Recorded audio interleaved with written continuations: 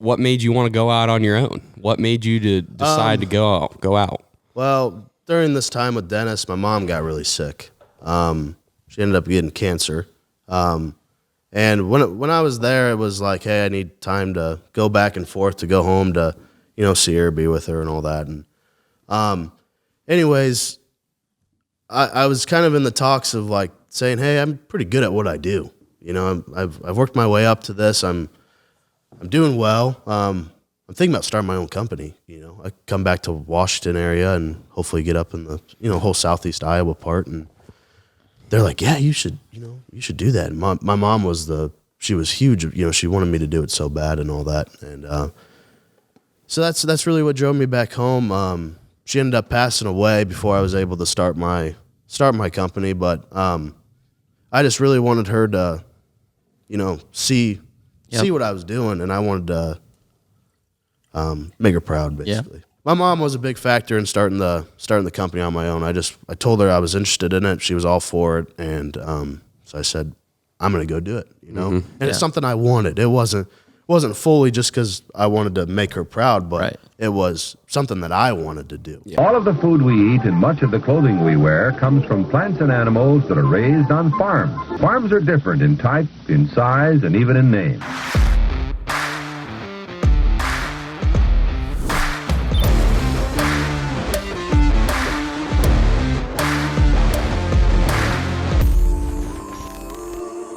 Welcome to Barn Talk. What happens at the barn stays at the barn until now. We're going to let it all out for you guys. Today we got a good one. Our guest today is an example of the kind of hustling and determination that gives us hope. We're going to dive into the backstory of this young business owner and try to pull out a few nuggets that you can apply in your own endeavors. But first, pay the fee. If you guys get any value from the show, share it out with your friends, coworkers, family, employees, whatever. We're trying to grow this thing, do some good in this world.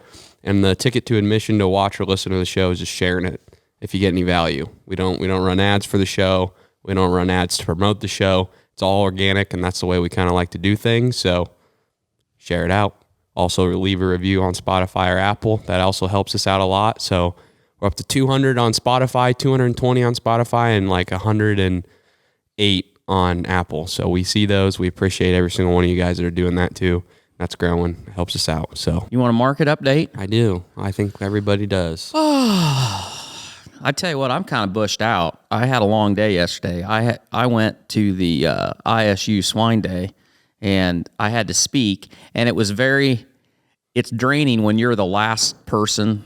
You go to a deal where there's speakers all day, and then you're the last person to speak, and so you have all this angst build up. And then when you're done, I mean, you're practically exhausted by the time you start. Just if you're like me, because you get nervous. And I was awfully nervous, and I don't know why I was nervous, because it was really simple, and I had a pretty short speech to do. But anyway, it was a good time, and I thank you for the people at ISU for taking pity on me.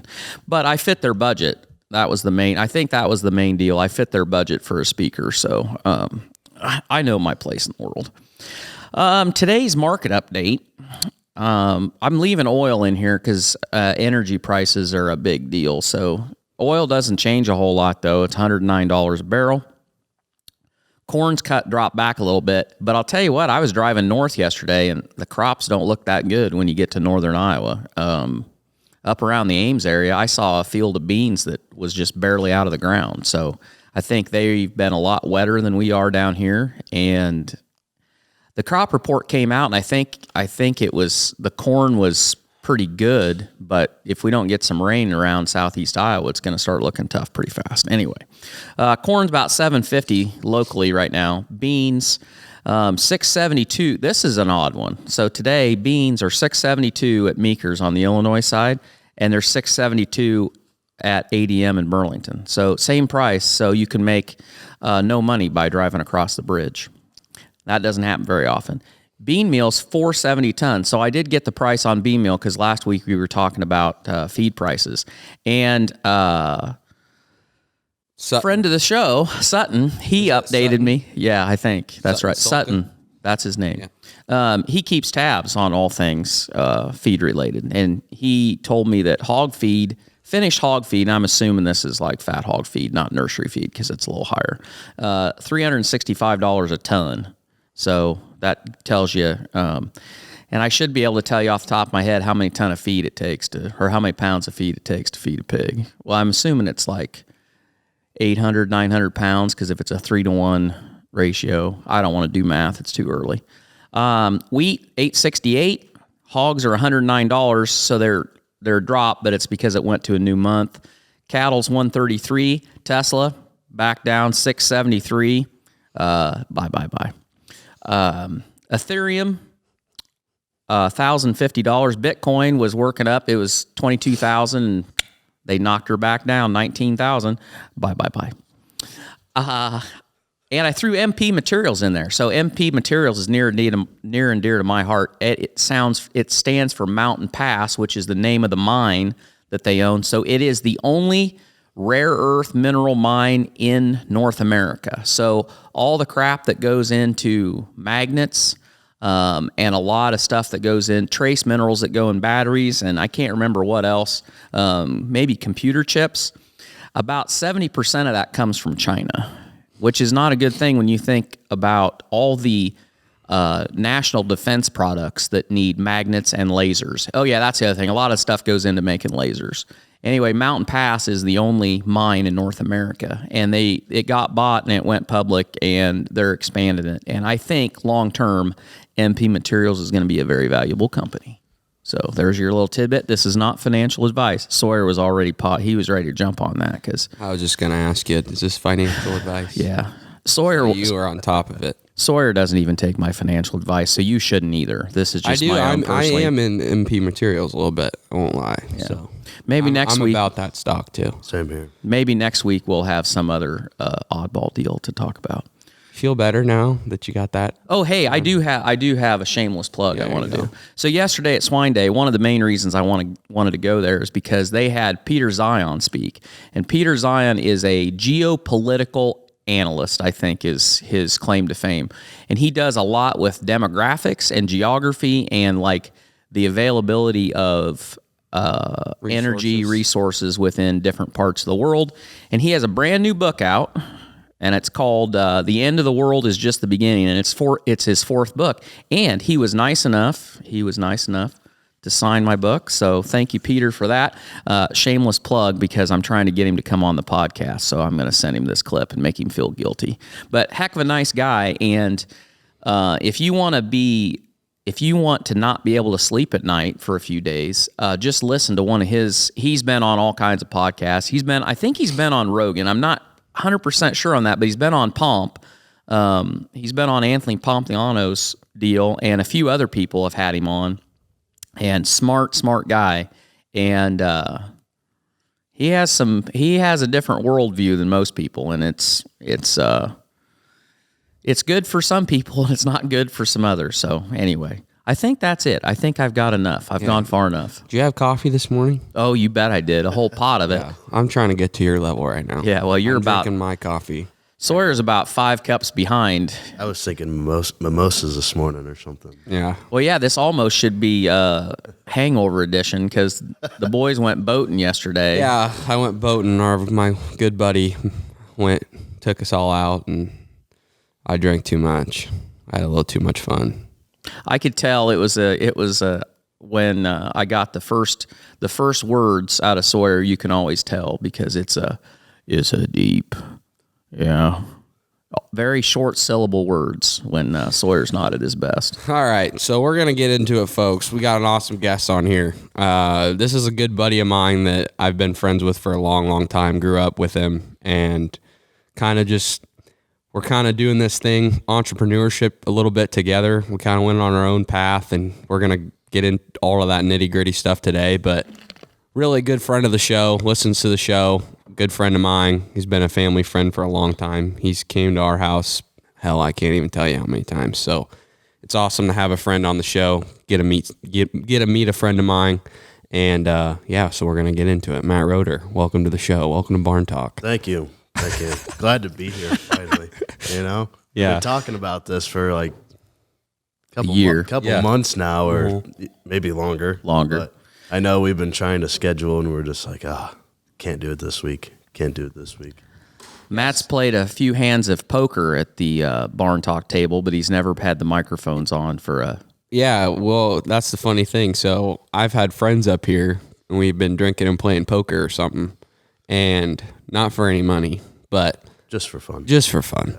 And we just turn these mics on because the podcast stuff's up here. So we'll just turn the mics on. We'll just act like we're having a podcast playing poker. It's kind of fun. We're actually thinking we should just post this. Yeah, you should just record it. That would We be get into some good conversations and that would be pretty good, actually. Yeah. So this isn't Matt's first rodeo on these mics, but first live shot. We could throw out an audio only version of that sometime. Yeah, that'd be funny. That'd be I don't pretty know. good. I think some people's ears would start bleeding. Well, we'd have to put a disclaimer on it. All right, Matt. So tell the people what you do as far as what you're doing now, what your company is, and, shout yourself out a little bit. So my company is called Rotor Epoxy. What we do is a lot of garage floors, full flake systems, metallics, stain and seals, just concrete coatings is what it is. It's not specifically just concrete. You can go over wood,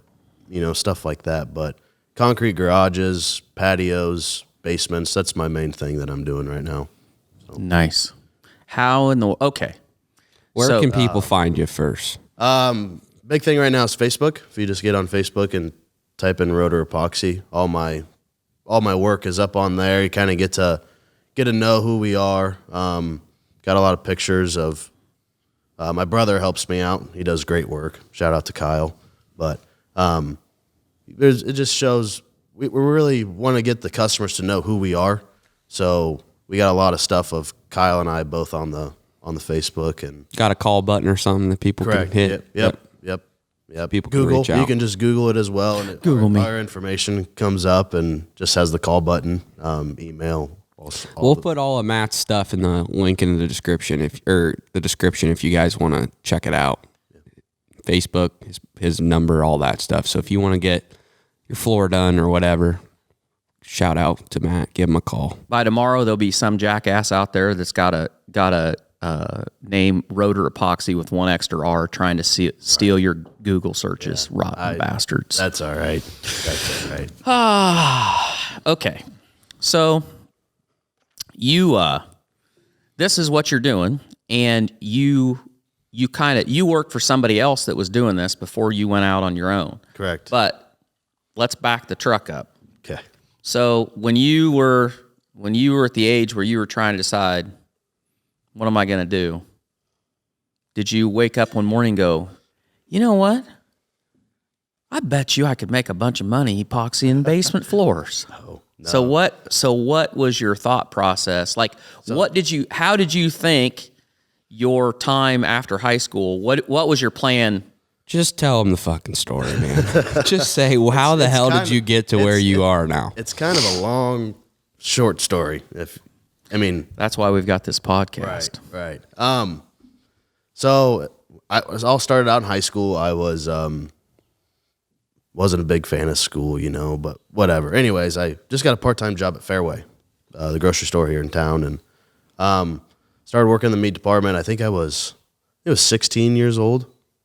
I want to say 16. And back in the meat department, you can't use any of the equipment or the saws or anything like that if you're below the age of 18. So I remember being younger because I'd always have to ask some of the older guys back there hey, can you come slice 4 pieces of cheese for this customer, because I wasn't able to use it, and they get so mad at me, and But anyways, started out back there, and going through high school, I wasn't a fan of school, like I said, and didn't really care to go off to college, but my mom and dad kind of told me, hey, just go try it out, we'd like to see you go to school and all that. And anyways, so I go to Hawkeye Community College up in Waterloo as I'm working for Fairway. So I got transferred up to Waterloo, so they were able to give me a job at Fairway while I was still up there. And actually,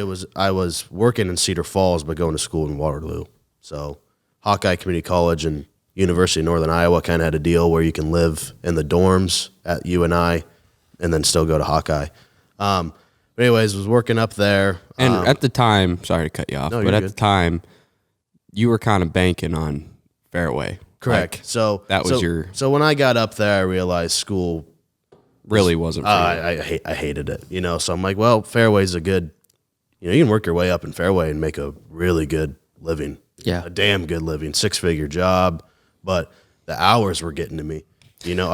I'd go in at 11 o'clock on a Saturday, 11 o'clock in the morning on a Saturday, and have to work till 2 in the morning because you close. So you'd work like a 11 to 4, 5 to 9 is when they close. But people don't realize on Saturdays when you close, you have to clean out the case. So we make sure all the meat was good and put it in the back in the fridge, and then you power washing out the meat case and making sure it's all clean. And you're there for an extra 2-3 hours at night. And just being a college kid, you're in a college town and you're working Saturday night till 1 a.m. It's like this. It's really got on me. And I'll also say, in high school, Matt has always worked really, really hard. You've always worked. Yeah, it's You've always, and then when you were at Fairway in high school, it was the same thing. You worked a lot. Right. And it was awesome to see. Obviously, we respect the shit out of it. Yeah. But it took up a lot of my time, though. yeah.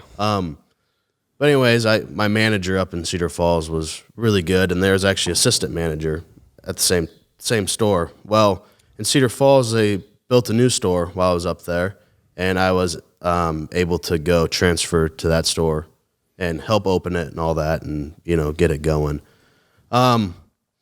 Then my time in Cedar Falls, Waterloo wasn't my best. Didn't really care for it. People up there just weren't for me. School wasn't for me. So I was talking to my parents saying, hey, school sucks and all that. And like, well, why'd you try go living with your buddy over in Des Moines, transfer over to DMAC? So I'm like, okay. So I go over to DMAC and get done with my first semester there, living with my buddies. And anyways, I found out that all my credits from Hawkeye didn't really transfer into DMAC very well because there were 2 different programs. And I found out that I had to go do another year. Retake. Right. And in the meantime, I'm at this point, I'm working full time for Fairway in Ankeny now. Because I got transferred there to be able to still have a job and go to school. But so I'm going full time, school and work. And I realized that not all my credits transferred over, so they're like, hey, you're going to have to take another year of school. And I'm just like, I'm done. I couldn't do it anymore. I went home to mom and dad, and they were supportive of it. They're just like, okay, what are you going to do? You know what I mean? I'm like, well, Fairway's not working out for me either at this time. I'm just kind of tired. I'm burned out of it, working. I was there for 2.5, 3 years, I think, 16 to 19, so 3 years.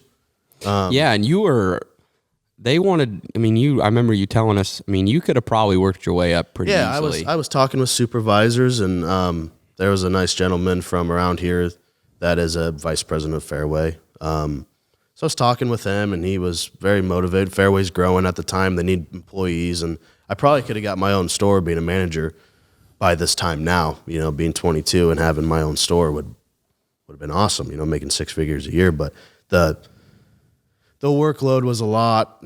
People think, oh, you're just working at a grocery store, but it's a lot of work. So, dealing with all the customers is tough, and I want that ribeye, and then you reach far up in the case, and which is fine. I totally understand, but anyways, just kind of got burned out of the Fairway deal. So while I'm working at Fairway, in Ankeny, this guy walks up. He's ordering pork chops. Right? I like him already. Yep, big Iowa thick cut pork chops. I remember it to this day because I had just filled in like 4 rows of these pork chops, and we're having a deal on them. And he comes up and he says, I'll take like 6 of those. I'm like, all right, fine. I'm trying to look for a new job at this time as well. Keep that in mind. And he kind of wanders off, and he realizes, wow, that was super cheap. So he comes back. He's like, I want all of them. Give me everything you got. I'm like, everything? Like, even in the back, he's like, everything. I'm like, all right, give me some time, and I'll do it. Anyways, he's standing there because he's done grocery shopping. We start talking, and I see his logo right up here on his chest. And I just asked, hey, what do you do? You know? And he's like, well, I own my own epoxy company. I'm like, what's epoxy? You know, like I wasn't very educated and I had no idea. And he's like, oh, we do garage floors and basements and patios and some commercial stuff and all that. And I was like, you hiring? And he's like, you want a job? I'm like, yeah, I'm, you know, as we're opening Fairway, my manager's like right behind me and he's like listening to this conversation. And I'm like, yeah, I'll take your name and number and I'll call you tomorrow. And he's like, okay, you know, so he writes down his name and number, hands it to me, and then I go get chewed out in the back by my manager, right, at Fairway. But anyways, What did he say? Well, he's just like, you know, you're good at what you do here. You can go a long ways in Fairway. You know, it'd be a shame if you left here and did all that. And I'm like, sorry, man, I can't do it anymore. My heart's not in it. Yeah, I don't love it. So, And was the indicator to ask him what he does because he bought all the freaking pork chops? Does that just not happen very often? Usually that's a What? sign of intelligence. no, not necessarily. Honestly, I just seen the logo on his shirt. I don't know what drove me. Nice guy, you know. He seemed like, hey, I could work with this guy, you know. Yep. Anyways, he just had this logo, and that's what drove me to ask him. Do you think that, so not to stop you again, but Fairway, what do you think your biggest takeaway as far as skill wise? What did you gain from Fairway? Definitely customer service. Having, you know, some in the Ankeny, it's very rich, preppy area, you know. So sometimes there's people, they will receive. Very specific about what they want. Exactly. So sometimes it can come off a little harsh.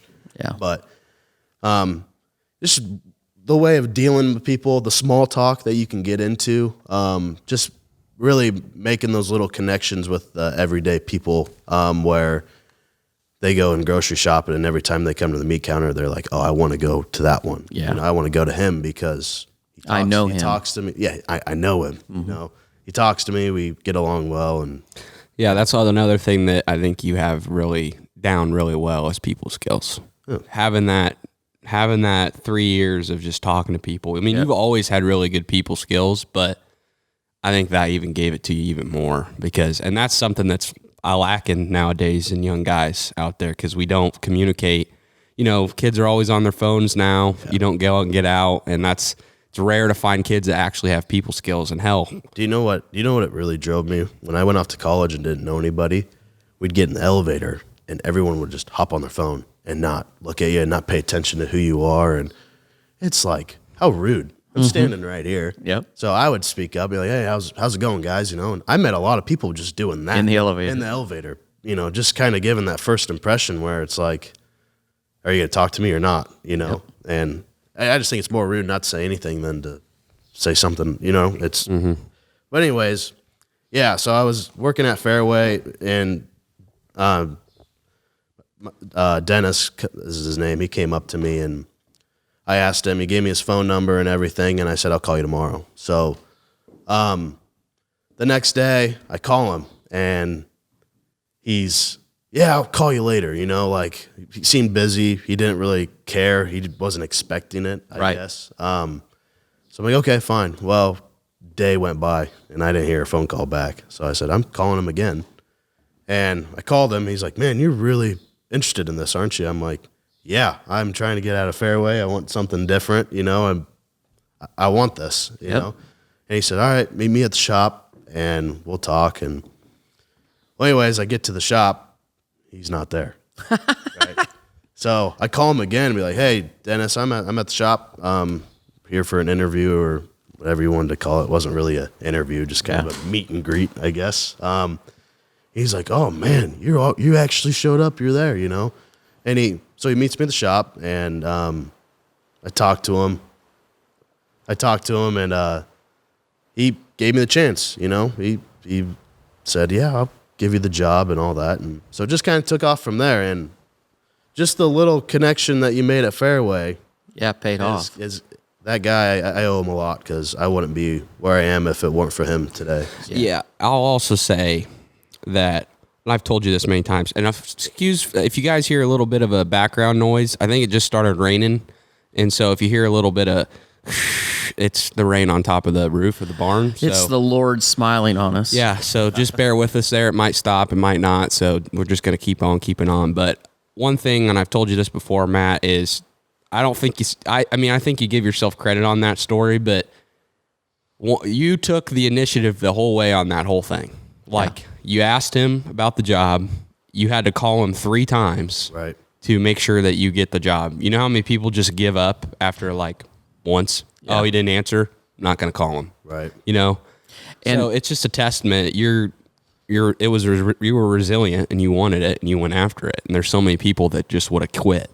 Yeah, and I think it's very telling, his reaction to when you called him and you were at the shop, and he said, "Oh shit, you actually showed up." It makes you wonder how many people have called him about talking to him about a job and then never shown up, to where he was like, I don't know if that kid's going to show up or not. And he just looked at me as like a meathead, in Fairway. He didn't expect, it's concrete work. It's not easy. So when you go and he sees a young guy, and, I'm sure he wasn't thinking, wow, this guy's he's actually going to stick around and be worth a shit. Yeah. He's thinking, oh, it's just another young guy, saw my logo and maybe seen my trailer around town or something and wants a job. And then when he finds out how hard it is, he probably ain't going to pan out. Yeah.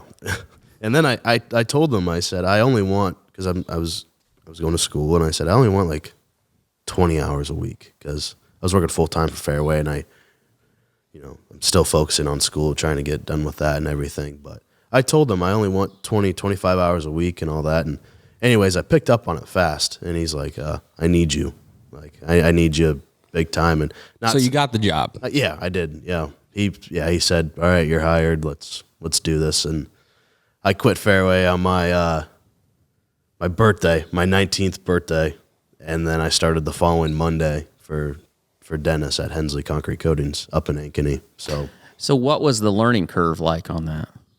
Because you didn't know anything about it. Yeah, so he had a guy working with him, for him at the time. He only had one employee when I showed up, and very quiet guy.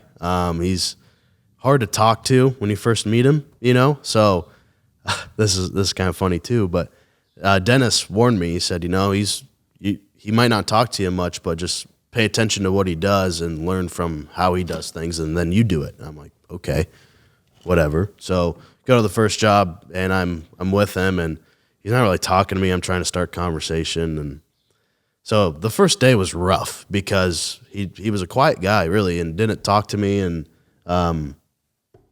just didn't show me how to do anything. So he just did it. I'm like, okay. So then I would just do things that I think I should be doing. I see him cleaning out cracks and with a little 5-in-1 tool, and I'm like, okay, I'll grab one and, just kind of mimic what he's doing. But anyways, after a couple days, I finally got tired of him not talking to me, and I said, Clint, I'm going to keep trying to talk to you as much as I can, and you're going to talk to me is what I said, and you're going to teach me how to do this. And I was nice about it. I didn't come off mean, but I'm like, I got to have you talk to me if I'm going to be with you all day. And he's like, huh, all right. And then, and he's like, maybe you're not that bad. So then I still talk to him to this day, and he didn't stick around. He was maybe there a year when I was there. So he didn't stick around the whole time I was there, but I still talk to him to this day, and he's a great guy, and he warms up to you. He was just quiet at first, and which is fine. Well, I think he was just, he had to respect you. Yeah. Well, and you don't know how many people he had that they had hired that didn't pan out. Didn't stick around. He wasn't going to waste his time. Exactly. That happens a lot. You get people that have a job for a while that know something, and I witnessed that with Fairway. You get a high school kid come in, and he's like, oh, I don't want to cut meat. I don't want to deal with this. And then 2 weeks later, he's gone. So I did understand why he was quiet and all that. But yeah, he's a great guy. I still talk to him to this day. So I'm working for Dennis at this time. And okay, well, just fast forward. I end up getting this part-time, 20 hours a week. And he's like, hey, I could really use you, all that. So at this time, he's paying me pretty well starting out, and I'm like, I I can go off on my own. I don't need school to have this. So I ended up not going back to school after I found out after Your credits didn't. Exactly. And that really pissed me off. And I just said, I'm done. You know, I was going to do my 2 years, get out. And I did my 2 years and I said I needed to do another one. I'm just like, no, not for me. Can't do this anymore. So I go home to mom and dad and they were like, what are you going to do? You know, I'm like, well, I met this guy. I'm going to go work for him. And they're like, you sure? Dad seemed a little disappointed because my dad's a school teacher. He's a shop teacher at the high school. And he's like, you know, you need to go to school. You need to get a degree and all that. And anyways, he wasn't like disappointed. He just like, you know, you sure? You know, very protective, I guess is what you want to say. And my mom was just like, hey, if that's what you want to do, I mean, you got to be happy. Go do it. I'm like, perfect, you know. So she was very supportive of it, and so was Dad. He loved it. He loved that I was working with my hands and getting into a trade and stuff like that. And anyway, so I quit school, started working for Dennis full time, getting 40, 50, 60, sometimes 70 hours a week. You know, it ended up, we got busy fast. So I started out with Dennis, and when he was small, it was very, very small. So I was able to see, when I started from the time I left, I was able to see him go from like $200K a year in sales to 1.2 million within the three and a half years I was there with him. So I was there for the whole thing and was able to see him grow. So started, you know, I worked my way up from just a little part-time to ended up being a foreman / salesman. That's what it said on my business card, but I was more of just a foreman. Yeah. You know. But, so you were running jobs. Right. I was a crew leader, basically. So I'd go to the job, and I would have 2 guys with me or 1 guy or 3 guys at one point, and we all worked together very well. You know, sometimes you had your ups and downs with working with people and all that, but What's your advice to somebody that's working a job like that and they want to move up in the ranks? Like, what'd you do? What'd you do to move up in that company? I asked a million questions. I wanted to know everything about the epoxy. I ended up falling in love with what it was. I loved the fact that you could turn just an ordinary concrete garage, and put a nice colored epoxy flake system on the floor, and it changed the whole look of the garage. Yep. And I found that out right away. So I just was asking millions of questions. Hey, what should I do here? Why don't we do this? I was given ideas, and my own ideas turned into being like, hey, that's the way we're going to do things now, because that's a great idea. That, you know, that's what makes the floor look better and stuff like that. So really it was just put your head down and go, you know, ask questions, be eager to learn, be eager to just act like you want to be there, really, is what I got from it. And that was with anything. Even when I was with Fairway, you know, I ended up having my own night to close, where you had to be full-time to be able to do that. And I was doing that as a part-time employee in high school. I'd have my own night to close and have people older than me, you know, kind of telling them what to do. Right, yeah. I was kind of the boss of them, if that's what you want to say. But, yeah, just being eager to learn is really the main thing that you need to do to be able to work your way up. Yeah, a lot of people say, if you're going to do something, do it the best you possibly can. Right. And even if you're a fry cooker at McDonald's, cook the best fucking fries you possibly can, because if everyone's commenting on how good those fries are, people are going to take notice. But it's also just a self-awareness thing, I guess, a self-ego thing. It's like, man, you look at, like, I half-assed that one. It's like, well, why? Yeah. Why'd you do that? I just couldn't get myself to be like not doing the best that I could. I guess that's my mindset. It's like everything that I do, I want to have it be the best that it can be. Well, you treated your job like you were an owner, like you had skin in the game. Right. You treated every floor like it's my own. Yeah. And to this day, that's kind of the way that in my own company that I own now, you know, my brother's working for me, and I tell him, like, when you come into a job site, you treat it like it's your own floor.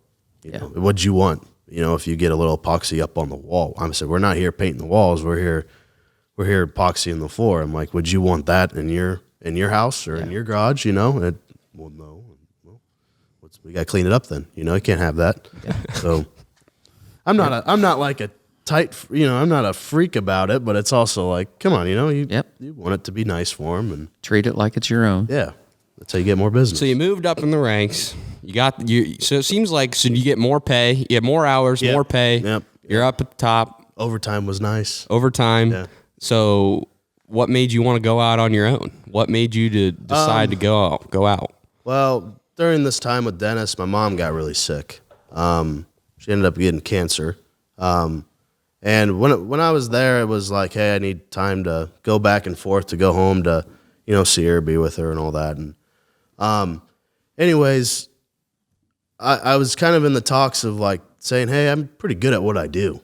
I've worked my way up to this. I'm doing well. I'm thinking about starting my own company. I come back to Washington area and hopefully get up in the whole southeast Iowa part. And they're like, yeah, you should do that. And my mom she was huge. She wanted me to do it so bad and all that. And so that's really what drove me back home. She ended up passing away before I was able to start my company. But I just really wanted her to, see what I was doing, and I wanted to make her proud, basically. So, yeah, and correct me if I'm wrong, but you were lucky in the fact that the guy you were working for wasn't right. He was supportive of it. He wasn't a dick about it. Yeah, when my mom got really bad and hospice came in and stuff, he actually gave me like 2 whole weeks when I was home with my during her passing and stuff. He gave me a whole 2 weeks home with her, and he paid me the whole time. And granted, I was hourly, so he didn't have to pay me. I wasn't on a salary job. I was just hourly. So, and he was nice enough, and I got a lot of respect for Dennis. And like I said, I wouldn't be where I am without him. So he did help me out and gave me a lot of time off to be able to go home and see my family and be with them during the hard time. And it was very nice of him to still be able to pay me while I was gone and just be there for me. It wasn't just the pay aspect. It was calling me every day. Hey, how's she doing? Hey, we're thinking of you. He sent flowers to the funeral and everything. It really just showed the kind of man that he was, of just not only being the boss but being a mentor and just being a straight up good guy.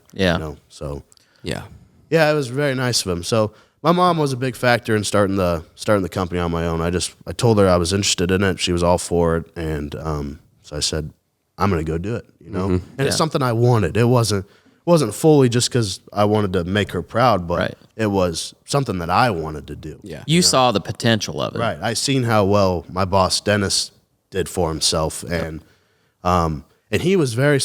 Granted, I'll backtrack. When I ended up leaving Dennis, he threw a little going away party for me and stuff. And after the party, I stayed back and talked to him. And he said, Matt, if you don't go start your own company down there, I'm going to come find you. And, and then he says, and you don't want that, And so he was very, very supportive. He says, you love what you do.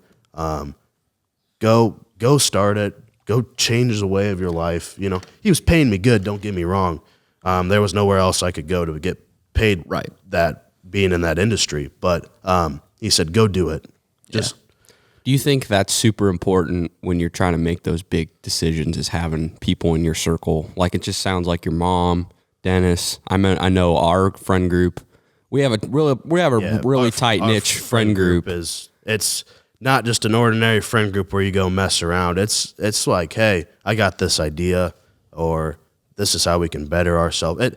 And it's not just, hey, I'm doing this, I'm doing that. It's, man, so happy for you that you're doing that. Here's some advice that I've experienced. Maybe you can put it into this. And I am that our friend group means the world to me. Without our friend group, it'd be tough to do what I do because it's a risk to go out and start your own company. And Sawyer, how it is. Your path is totally different. It's totally different. It's not the ordinary thing. And having friends by your side being like, oh, you can do it. You don't need school for it. You don't need to go, that's huge to have people on your side and want you to win. Yeah. So.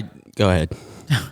So not to interrupt, but I'm going to interrupt. So this is a good for you older people out there. This is a good parent advice for you. So Sawyer and his friends group and Matt, they have come a long ways. So when your kids are young, I used to have a saying that all of them together are dumber than any of them by themselves. Because when they would be at our house, I would go to the top of the stairs that leads down to the basement. And I would just sit there, and they didn't know I was there. And I would just listen. I'm just finding this out now. I would just listen to them. And the freaking ideas that they would come up with of stuff to do, some of it deviant stuff, but just like ideas. They had these ideas, and I can't even think of any off the top of my head, but I would just sit there and I would shake my head, and then I would have to get up because I'd almost start laughing out loud, and I would tell Trisha, I'm like, those guys, I mean, it's bad enough, some of the shit they come up on their own, but when they're together, I said, it's insanity. But I'm convinced that relationship that you all had and your ability to just spitball stuff, you guys still all do that today. And now it's evolved to you support each other and you feed off each other and you give each other advice. And the beginning of that was clear back then. And so, you know, if you wind back the clock, I didn't really do anything to encourage that, but You didn't kill it either. I didn't kill it either. And, you know, as a parent, if your kid's got a group of friends and they're dreaming up silly crap, don't stomp that, let it go. And if anything, you know, unless they're the kind of group, sometimes when a parent shows up, they all shut up and they don't say anything. But if if you can be encouraging to that, good things will come of it. I mean, good to an extent. If they're dreaming up shit like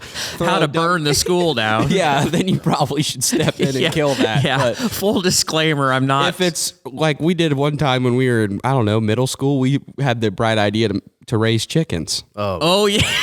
And we went out and raised chickens. But we talk about this to this day about how entrepreneur that really was, though. Yeah, when we were like, we were 13, 14. And that was a dumb idea. We learned real quick that was stupid as hell. We didn't have any of the feet. It was just dumb. Duke but you didn't kill it. No, I didn't kill it. I let him do it. You let us do it. We learned, and you didn't kill our spirit. How many chickens did we get up to? I don't know. I thought it was like 60 chickens. I don't know, but I know the idea was to sell eggs to all the people in our local town here. Yeah. But it didn't. Couldn't compete with the old Fairway. No. It's stupid. Yeah. So stupid. But yeah, no, I was going to talk on what Matt said, and that was a good point, Dad. It's so important to have people in your circle that leave their ego at the door and can give you honest feedback and support your wins, and then they support you and you support them. Yep. Because there's a lot of times you talk to get people and you say what you're doing and they don't give a shit and they don't say anything. They kind of act like they care, but they don't. Because they ask. What are you up to right. nowadays? Yep. It's like, I'm doing this. And then they try to one-up you. Right. Mm-hmm. What I love about what we do and what our friend group is, when you tell me something about the success of your business, I don't take it as like a personal attack on my ego that, hey, Matt's succeeding and I need to one-up him now with what I do. It's like, sweet. I'm happy for you, dude.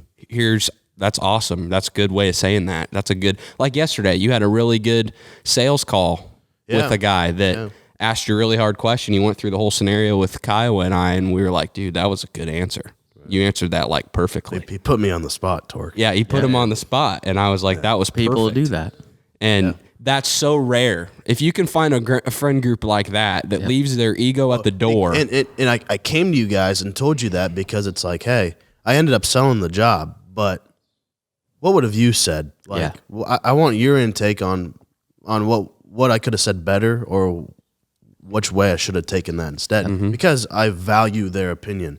And the thing about our friend group is if I come to them and I say, hey, I got this idea, blah, blah, blah, and if they don't like it, like if they're honest. They're saying, hey, if you do it, I think you should go this route instead of what you're saying. And then it makes you just change. Your gears are just turning the entire time. So it's nice to have that feedback where good or bad, not what you're expecting, none of us get mad at each other about it. They're like, I didn't think of it that way. Yeah. Maybe I should look into it more and think about it better. So Yeah, it's so valuable, and it's so hard to find. I mean, our friend group's the people that I talk business with is small group. Matt's one of those people. Yep. Kyle was one of those people. My family's one of those people. Chip's one of those people. But other than that, you can't talk business with everybody. You can't dream with everybody because either they'll shoot down your dreams or they won't leave their ego at the door. exactly, they get mad and they get jealous. And feel like that you're trying to come on as you could just genuinely be asking them, how could I do this better? And they take it the wrong way. And so I'll say that to anyone out there. You see it in my business ventures, Matt's business ventures, having people in your circle that tell you, do it, dude. You got all the pieces, do it. We're here to support you. That goes so far. Oh, yeah. Goes so far. Because when I was telling you guys, I was on the fence about starting the business or not, because it's like, I'm making a good living working for this guy, and it's pretty risky. And you guys are like, do it. Do it. Like, come back around here to Washington. Just better yourself, man. What's the worst that's happened? And it's nice. I'm a young guy, so if it doesn't work out, it's not looking like it won't work out. But Right. if it doesn't for some reason work out, I still have time to get back on my feet and do something else. So that was the big factor of I think you told me that is like, hey, you're young, go. If it doesn't work out, then you got the rest of your life to fix it and do something else. So. I always say, what are you going to regret on your deathbed? Right. Are you going to regret this decision by not? If you don't do this, are you going to regret it and be in your deathbed one day or in the nursing home thinking with all your thoughts, man, I wish I would have done this or I wish I would have done that. I always do that when I'm trying to make a decision. Am I going to regret this when I'm in the nursing home with all my thoughts? Yeah. Exactly. And if you are, do the damn thing. Yep. Especially when you're young. It's a good, easy way to. I mean, it is because regret is horrible. I don't want to be in. I don't want to regret anything. Nope. I mean, I'm with you on that. so okay. Sorry, we went on a little bit of tangent there. No, I think it's good. It was good. That's what makes podcasting good. So you went out on your own. Dennis was awesome. Yep. Go ahead. Dennis was awesome. What you made the decision, you decided, all right, I'm going to do this. Yeah. What was the hardest step in that process? Or if you can say one thing, because I'm sure a lot you were starting from scratch. So The hardest thing was probably just getting started. pulling the trigger. Exactly. It's just like, all right, I'm here now. I mean, I've got to do it. And being in a smaller town, word spreads fast. So I got some pretty good business, you know. I didn't really lack trying to go out and find it. I just made a big Facebook post and it blew up because all my friends shared it and everything like that. So the hardest part was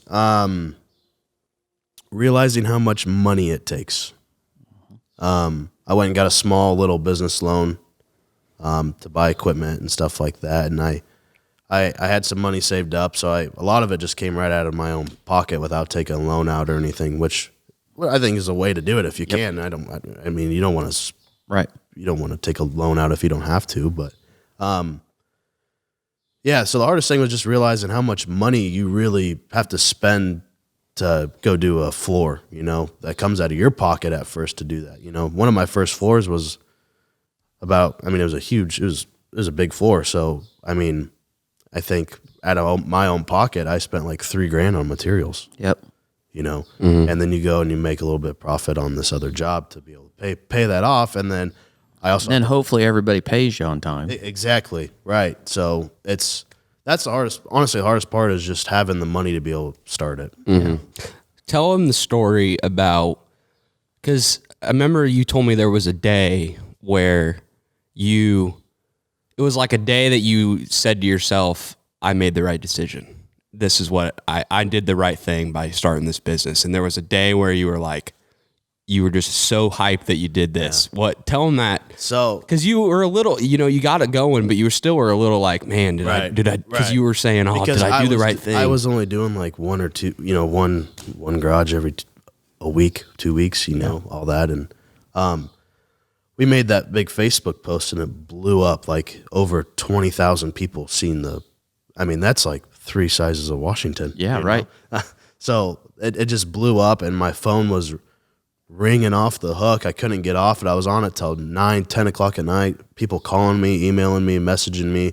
And I had about 2 or 3 months booked out of work. And right then I'm like, all right, that's some good money that's going to be coming in. I think I made the right decision. Yep. Mm-hmm. So then that was when I was up till 10 o'clock receiving phone calls and emails is when I was like, okay, Yep. I did it. Yeah.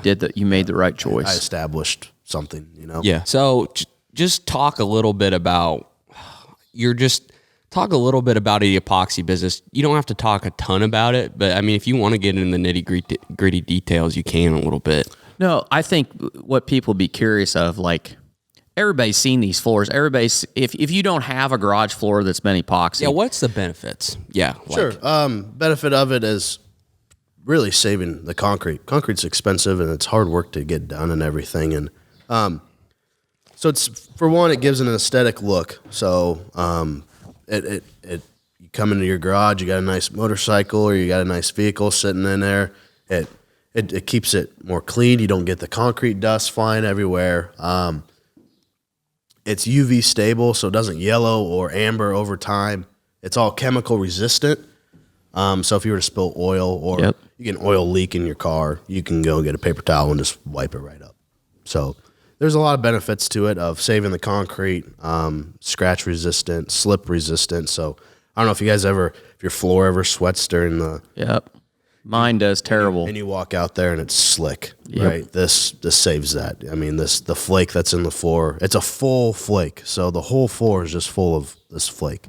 And it has texture to it, so you're not slipping and falling.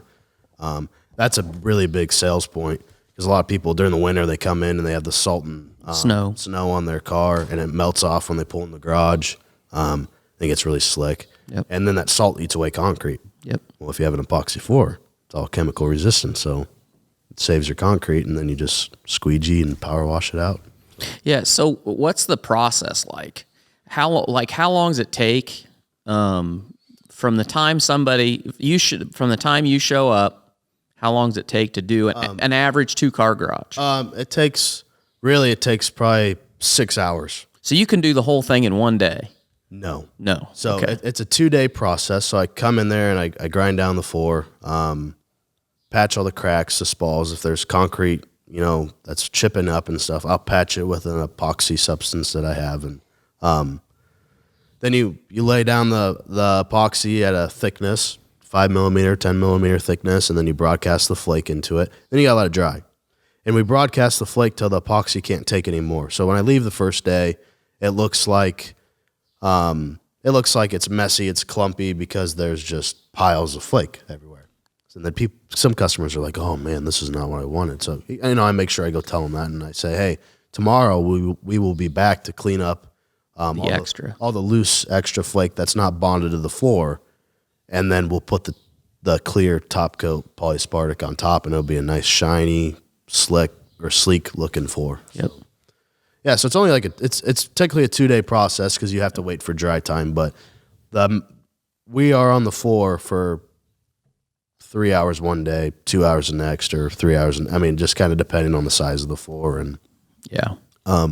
So really I can do 2-3 garages, start 2 or 3 garages one day, and then the next day come back and finish those 3 garages. And that's the goal. Right. I want to be able to do 6, 7, 8 garages a week. And So as you grow, if the intention is to grow, like would the same crew, are you thinking that, is it better to have the same crew that starts a garage, finish a garage, or is it better to have guys that prep a floor? So we were talking about this at my old company with Hensley. He was in the talks of maybe having a prep crew and a finishing crew. It never ended up being that way, but the way I would do it, I think it's, if I were, when I grow and I have more than one crew out there, I will have one crew on one job from start to finish. Yeah, just have them do everything. Right. Because it'd be hard for somebody to prep the floor that's there, knows where to, and it's not hard to look at the garage and where you need to go. it's essentially painting the floor. Right. But it's just the fact where these guys are already here. Well, I can get these guys started over Yeah. here. So. And they'll learn everything. That's the Right. other thing. Right. They can Yeah, learn. I don't want these guys just to know how to prep the floor. And these guys know how to Because finish. if a guy falls, because let's say I get a 30,000 square foot building, Right. I can't just have 2 or 3 guys on that job. You got to have all hands on deck. Exactly. So I need everyone. Everyone needs to know how to do everything. Yeah.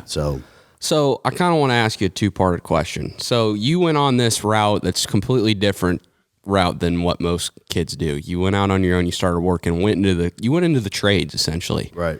And how long have you been in business, Rotor Epoxy? About 4 months. If you don't mind me asking, what's your sales up to this point so far? I've hit total sales done about 62,000. 62,000 in 4 months. Correct. Do you think that this route is that more young people are going to start going down this route, and do you think it's the better route versus college nowadays? Well, because of this, we always talk about our generation. Not a lot of people are up for.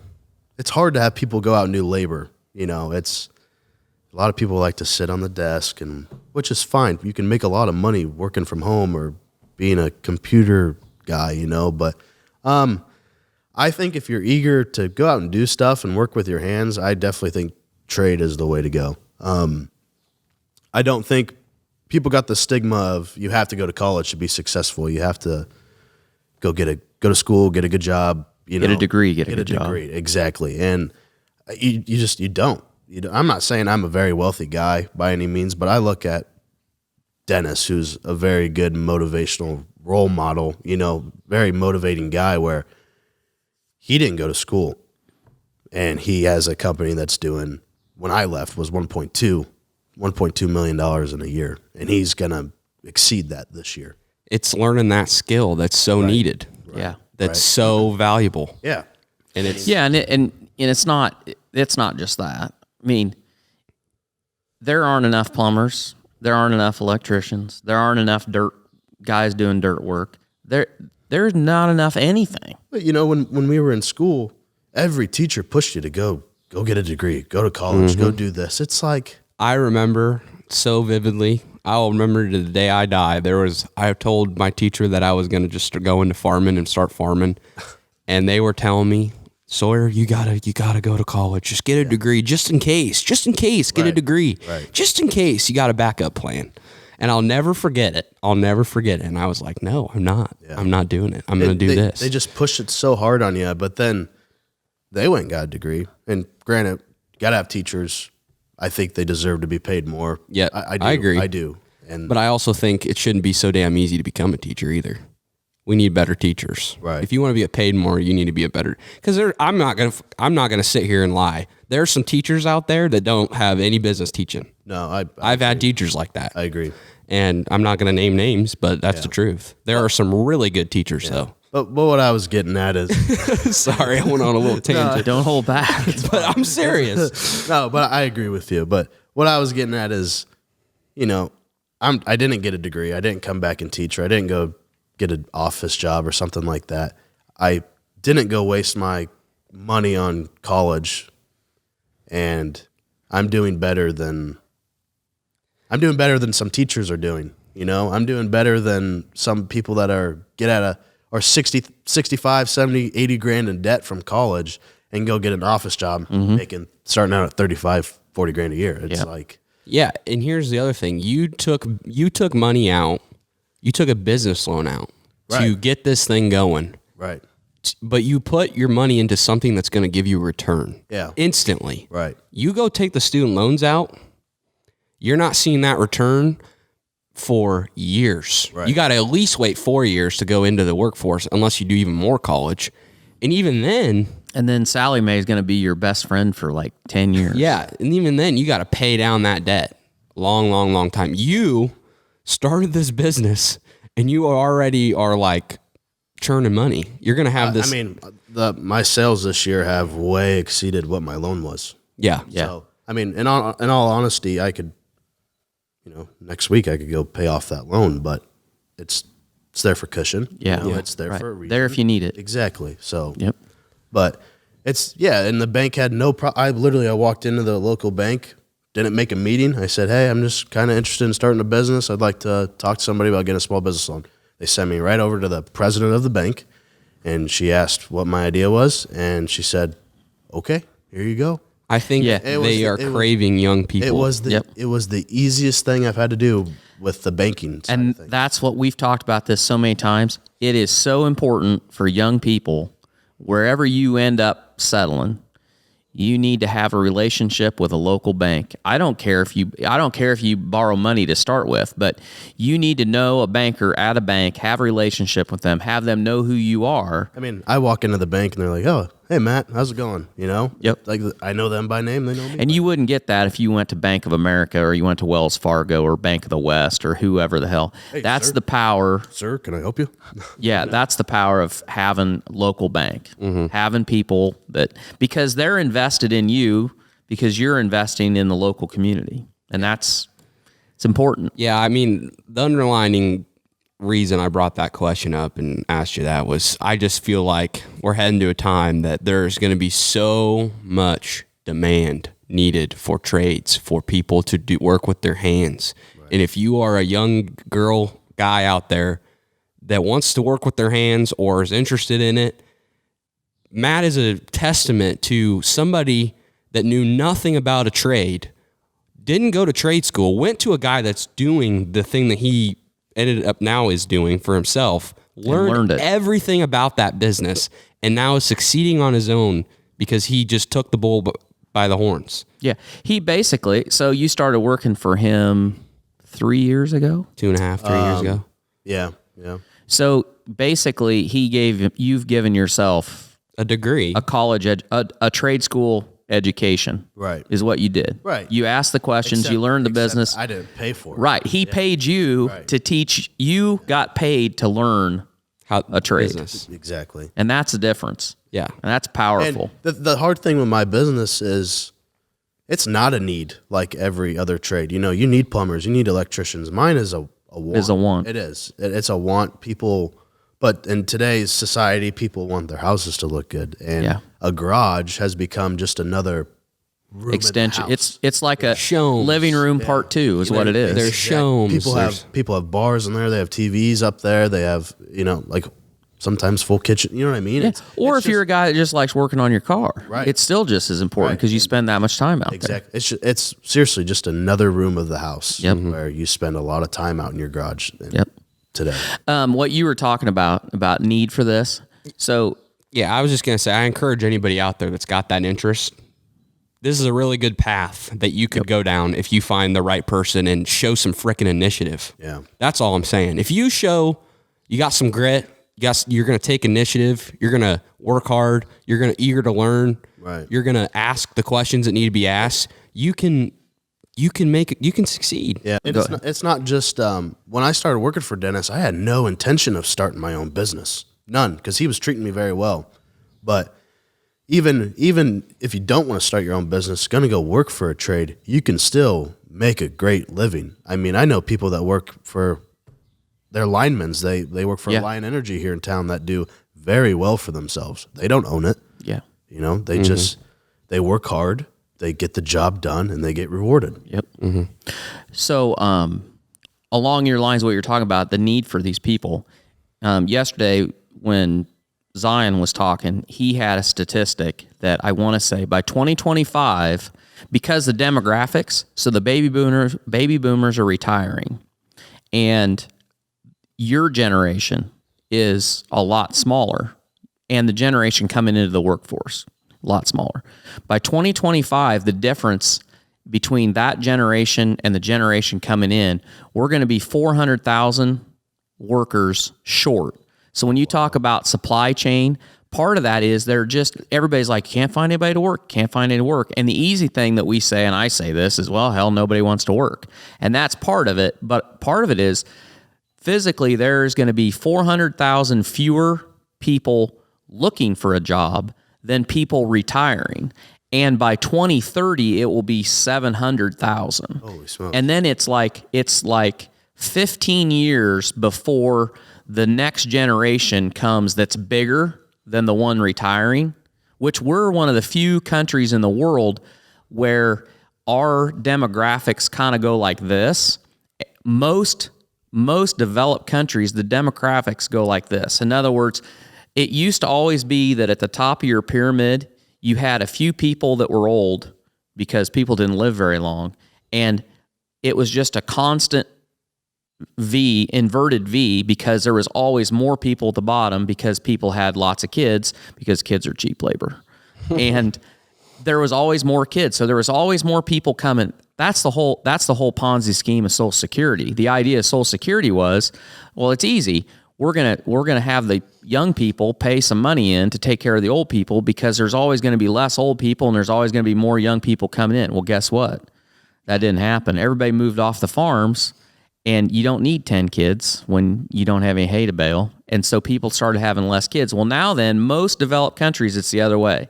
And so there are not enough people coming into the workforce to take these jobs. And I say all that to say the essential things that have got to get done in a society to run, which is the plumbing, the electrical, all of the trades, there are not going to be enough people to do that. So those trades are going to pay incredibly well. Yeah. So if you are somebody... And it's not like... The other thing is, there's a lot of guys that are your age. You're one of these people. Yep. Do it yourself. Yep. My generation, there's not a lot of guys that even know how to do it yourself. Right. So even that's going to go down too. Yeah. So those people are going to need, they're going to need a plumber. They're not even going to attempt to do it themselves. No. And the other great thing about it is exactly what you ran into. And Dennis he's not that old a guy, is he? Dennis is early 30s. Yeah. He's a young guy. He's a young guy.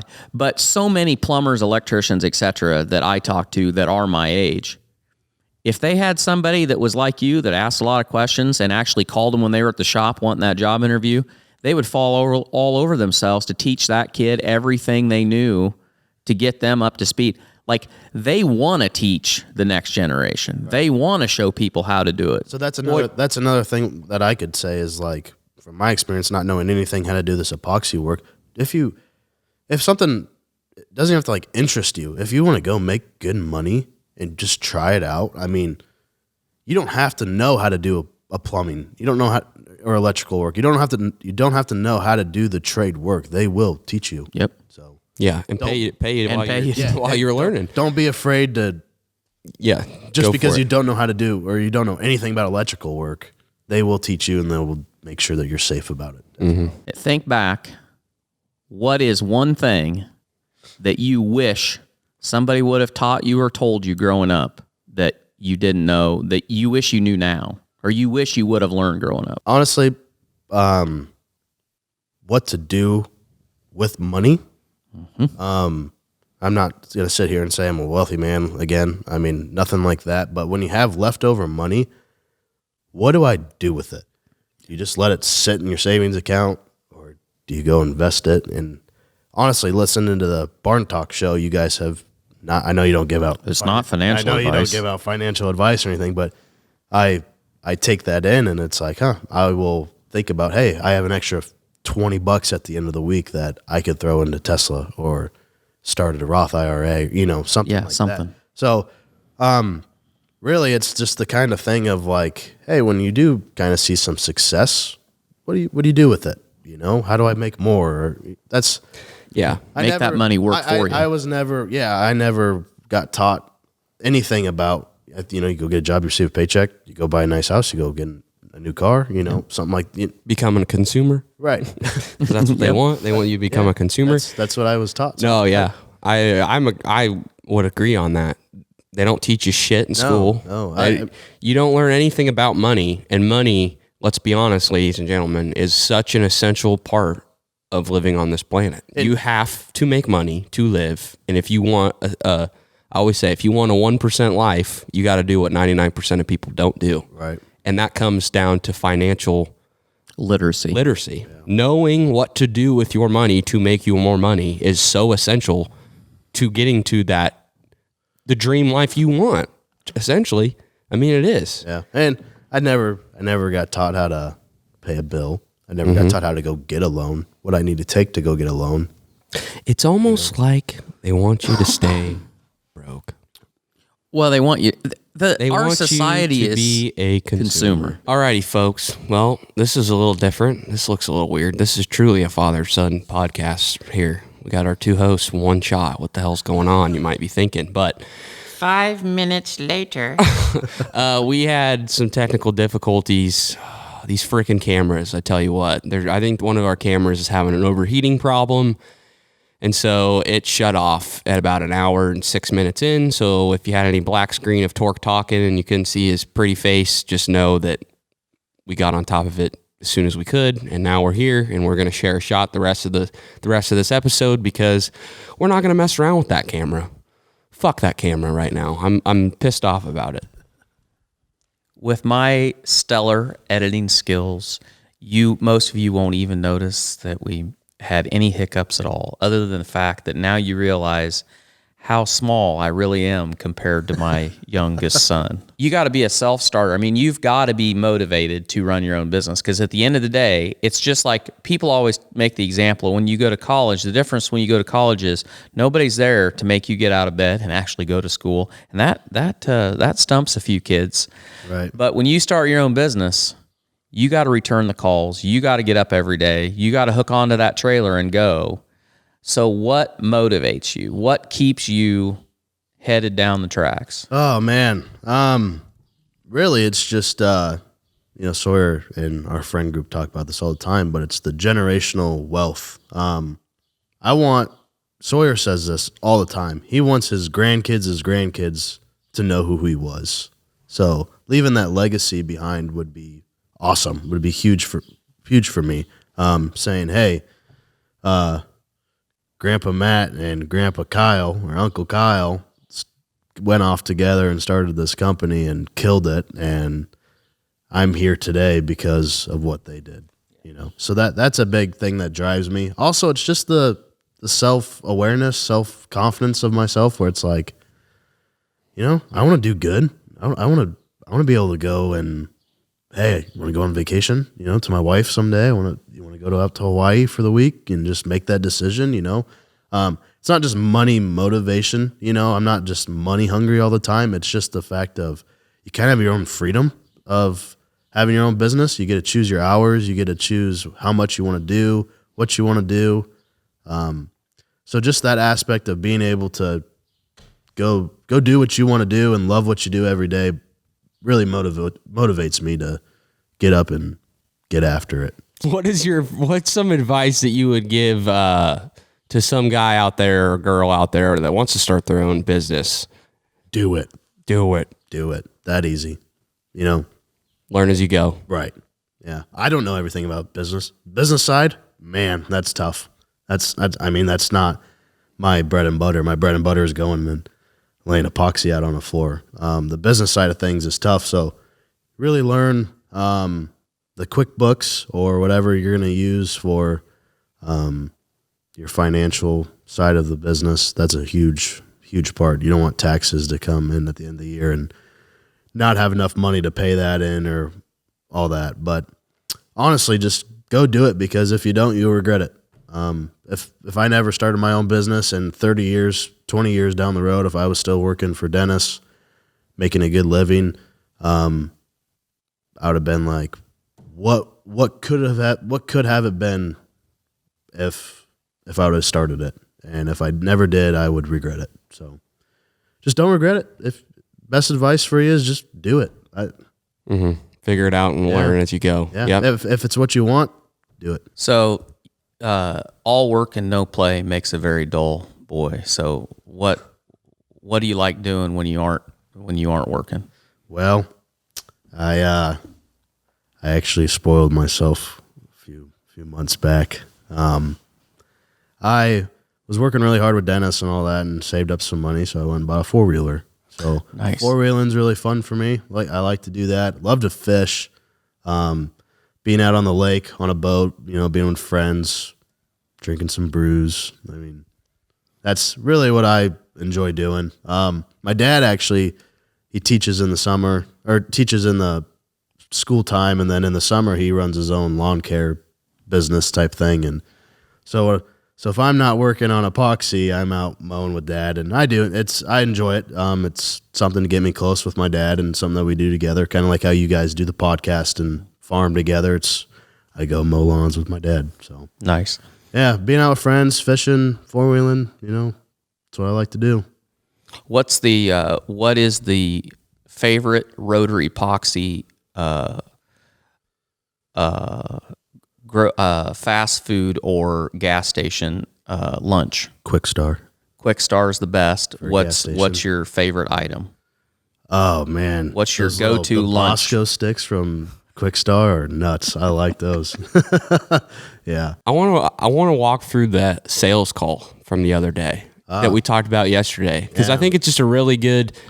You handled it so well, and the question was a hard question that you got from a customer, and I kind of want to just talk it through with people, because I don't know. I was when you said that question, I in my own head was like, man, I don't even know what I would say, Right. and so I think it's just a good teachable moment for people out there.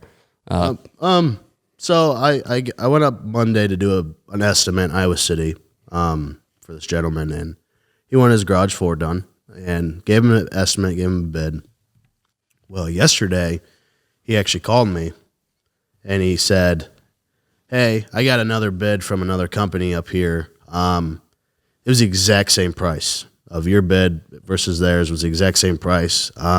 You guys explained the process of being the same. You grind the floor, you'll put a polyaspartic top coat on it, all the shenanigans." And he said, "Why should I choose you instead of him that has been in business for 6-7 years, and you're a new guy doing this?" And then he kind of stirred off and said, "How new are you?" So right then and there, I was kind of like, well, he knows from the other business that I'm new, because they probably told him, "Hey, he's a newer guy. I don't know if I'd go with him because we've been around for 6-7 years." So right then and there, I know that company is kind of aware of me. I'd like to think. And so he asked me, and then he kind of asked about my background, where I was with Hensley and all that. So I told him the kind of the story and whatever. But so then he said, "Why should I go with you rather than this other company that's been around?" And I kind of used starting my own company and being small to my advantage here. I said, with this other company, they're established and they have people that are working for them. And I said, they're just there kind of to collect a paycheck. They're there to work hard and, do the floor and everything, but they're there to collect the paycheck, and the owner won't be on the floor. And then I came back with me. If you come with me, the owner of Rotor Epoxy will be on your floor the entire time, and we go in there and we treat it like it's our own. I think, and he ended up choosing me. He went with me, so I got the job. But I think he kind of noticed I was a younger guy starting out, and I think he kind of wanted to help out as well.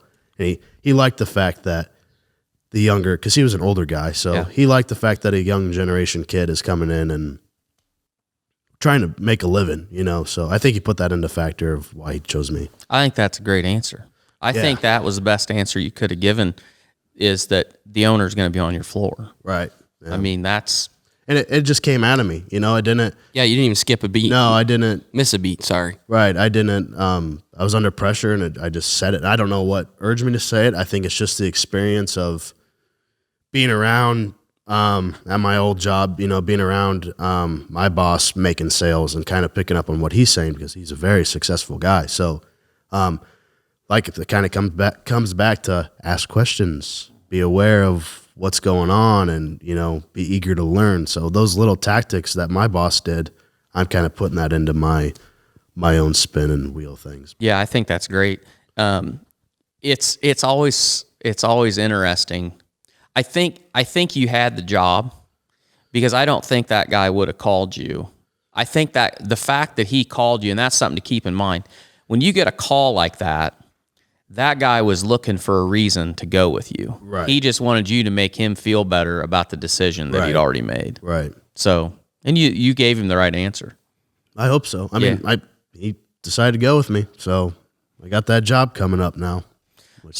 So what's the future? What's your goal? What's your goal 5 years from now? Where do you want to be? I want an office up in the Iowa City, North Liberty, Tiffin area. Excuse me. I want an office up there or a shop or something like that. And I don't want to live up there. I'm not a big fan of the big city, but a lot of work is in the big city and the developing areas such as Tiffin and North Liberty. And, new homes are going up every day. So the whole goal is to just broaden the company, make it bigger, having a specific location where people can come in and have like a own personal showroom that they can come see and choose colors and what they want. So, yep, that's a good goal to have. Yeah. I don't think it's unrealistic either, So it's something where I feel like I can reach that goal and do that. I don't think it's an unrealistic goal. No, I think you're spot on. I think that you can go as far as you want to take it.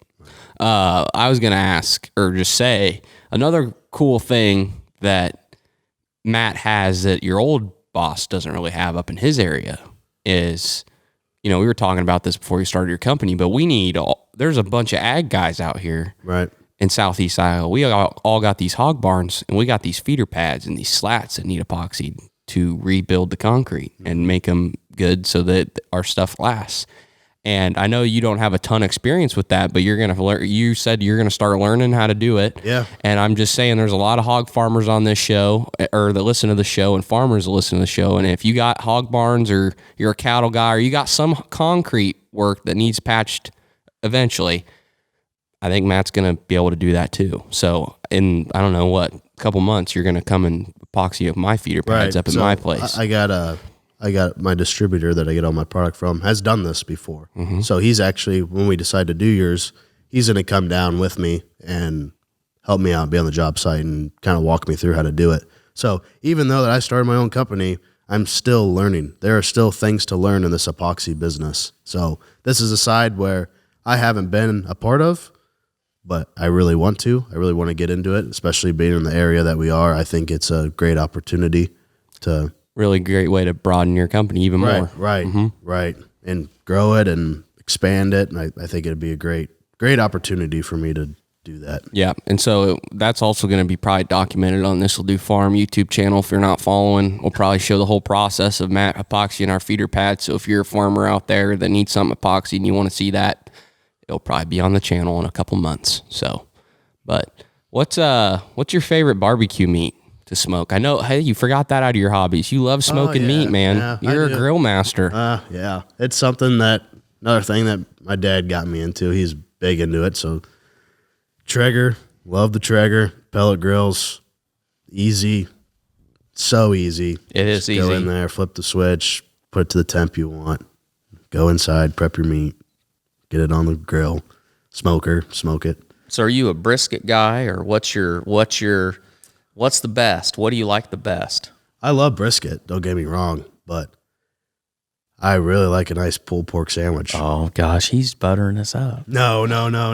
It is hard to beat. Yeah, if you can get a good pulled pork sandwich that has that nice crust on it on the ends, but nice and tender on the inside. I mean, so what do you use for a binder? Talk dirty to me. Well, yeah, making my mouth water. Yeah. Or do you use a binder? I do use a binder. Or do you not want to say? Is it a secret? Well, I think you know. I'll tell you what. I'll tell you mine. I know what yours is. Oh, okay. I know what yours is. Okay. I did start off with just the mustard. Yep. I did. And then I kind of started mixing wash your sister sauce,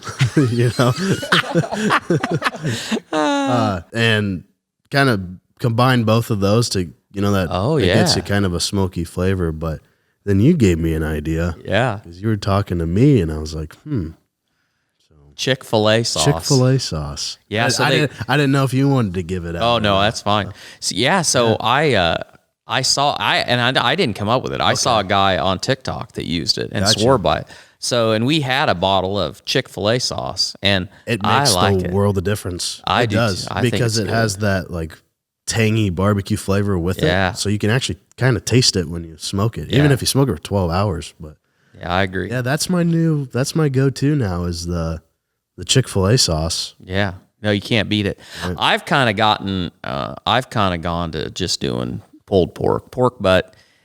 I like the pork loins. Yeah, I do too. Or ribs. Ribs are probably the best thing that I smoke on the grill, or my ribs. Yeah, I just don't do them much because I don't know. To me, it's too much work. I get it. But I haven't done many. I kind of gotten out of doing brisket because when I started, brisket's kind of like the end all be all. Like, oh yeah, brisket, and it is good. But gosh dang, you got to really plan ahead, and you got to think about who are you feeding? Exactly. And gosh, it takes so darn long. And at the end of the day, pork butt, it still takes a while, but it's easier, and you can bag it, freeze it, whatever, and it lasts forever. Yeah. What about your favorite Blackstone item? Because you got a Blackstone flat top, right? That was a new purchase, was the Blackstone. Yeah. What's your favorite things to do on there? Because I know you love that damn thing. Phillies are cool on there. Philly cheesesteaks. Philly cheesesteaks are fun. I love doing breakfast on there. I do a nice breakfast bagel sandwich with hash browns, eggs, bacon on a bagel bun, and then I got a secret sauce for that maybe I can tell you off camera. From my friends, our other friends Matt and I have that we share. You were kind of like the grill master up at in Ames, right, because you were living up there while you were doing concrete for Hensley, and so you were kind of still living with the boys up there, and you were working and shit, but you would fire up the breakfast. Yeah. You would make all the breakfast. Sunday morning after night out on the town, I had some buddies like, Matt, you awake? Want to go to the store quick and grab some eggs and bacon and fire up the griddle? I'm like, yeah, let's go. Yep. So, yeah, I was kind of the guy to wake up the next morning and have breakfast made for everybody. Hey, that's an important job. Yeah. You're practicing for when you have kids. Yeah, there was one time. My roommates at the time give me shit to this day. We were out at the bar. It was like 8:01 day. So up in Ames, 8:01 day, you start drinking at 8:01 in the morning, and it's the Saturday before classes start. Anyways, you start drinking at 8:01 in the morning, and then by the time it's 10 o'clock at the bar, 10 at night at the bar after drinking all day. And I'm going around saying, hey, breakfast at my house tomorrow. I got a Blackstone. Breakfast at my house tomorrow. Be there, So we wake up Sunday morning. There's like 25 people at our house. And everyone's like, what the hell, And everyone's looking at me because they're like, you invited them. You were going around last night saying, hey, breakfast at my place, come. So I ended up cooking for like 25 people. And by the time I was done cooking, I went to go get my own breakfast, and there was like 2 eggs left. That was it. Hardly got to eat. So it was my fault. It's a good way to people to like you. I guess. Yeah. What's your favorite beer? Alcoholic beverage. Oh, man, dude. You had to pick one. Probably just go with the trusty old Busch Light. Busch Light. Yeah. You had some Arnold Palmers on Yeah, yesterday in the boat, they had these spiked Arnold Palmers. Holy shit, those are dangerous. Half lemonade, half iced tea. Oh, yeah, that was good. I recommend if you My brother Palmer. Kyle told me to go get those. He says they're perfect on the boat. I'm like, all right. I tried one, and I was like, it tastes just like tea. Yeah, just like an Arnold. You have no idea there's alcohol in that. No way. Deadly. Good. It's deadly. Matt, it was an absolute pleasure to have you on. Yeah, We're going to have you on again because you're a friend of the show, and we want to follow your success with Rotor Epoxy. If you guys want to get any epoxy work done, or you just want to support our guy here, we'll have all the links in the description. Go like his Facebook page. Give him a call if you need some business. Leave a review. Leave a review on Google. Yeah. Leave a review on Facebook. Just help him out any way you can. He's a friend of the show. He's a friend of ours. He's a hard-ass working dude. He's a good with people. He's trying to make a living. He's a young hustler. So support him. Go support him, guys. Thanks, Sword. All right. So with that being said, guys, we appreciate all the support. Love you guys. Thanks for all the reviews. Pay the fee. We'll see you back here next Friday.